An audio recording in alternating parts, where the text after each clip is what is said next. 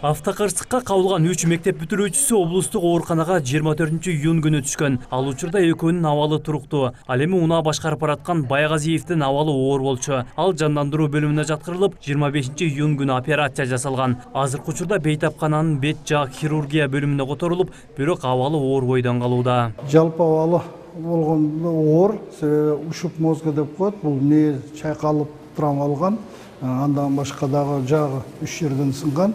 И бүт денеси эзилген да, ушуп грудной клетки, ушуп лопатки деп коет, ушуп верхний челюсть.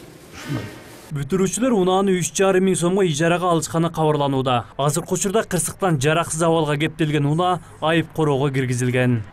Шаардагы Кирова орто мектебинин бүтүрүүчүлөрү мына ушул автоунаа менен кырсыкка кабылышкан. Жаш өспүрүмдөр унааны башкара албай, натыйжада бир топко аударылып кеткен. Бактыга жараша башка автоунаага зыяны тийген эмес. Унаа жол жээгиндеги даракты барып сүзүп токтогон. Окуяны Ош шаардык жана облустук ички иштер башкармалыктары биргеликте иликтеп жатат. Кырсыкты ар тараптуу карап, иликтөө иштери башталган. Ага ылайык жаш өспүрүмдөргө унаанын ижарага берилиши, айдоочулук күбөлүктү кайдан алган, ушул сыяктуу маселелердин мыйзамдуу жагы каралышы керек. Азыркы учурда милиция кызматкерлери тарабынан иликтөө жүргүзүлүп жатат.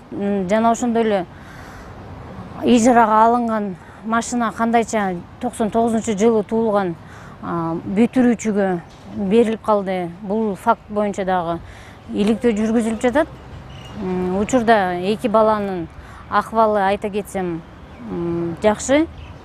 Учурда ошо тийиштүү экспертизалар дайындалып, экспертизанын жыйынтыгы менен айта алабыз. Кырсыкка кабылган жаштар 24-июнь күнү эртең менен Киров орто мектебинен аттестат алышкан. Мына ошол күнү автокырсыкка кабылгандыктан бүтүрүүчүлөрдүн абалы билим берүү министрлигин тынчсыздандырды. Бирок шаардык билим берүүчүлөр бул окуяда мугалимдердин же билим берүү башкармалыгынын күнөөсү жок дешет. Алар аттестат алгандан кийин Гарона же мектептин директору эмне деп мешот этет? Эч нерсе дей албайт. Укугубуз дагы жок. Алар иш бүткөндөн кийин, аттестат алгандан кийин вакытты карасаңар, алар эртең менен аттестат алып атат, ал эми окуя кечке маал болуп атат. Туура кантип биз жооп беребиз? Ошон үчүн мен ойлойм, бул жерде городское образование эч кандай мера принимать эте албайт. Аны укук коргоо органдары гана тийиштирет.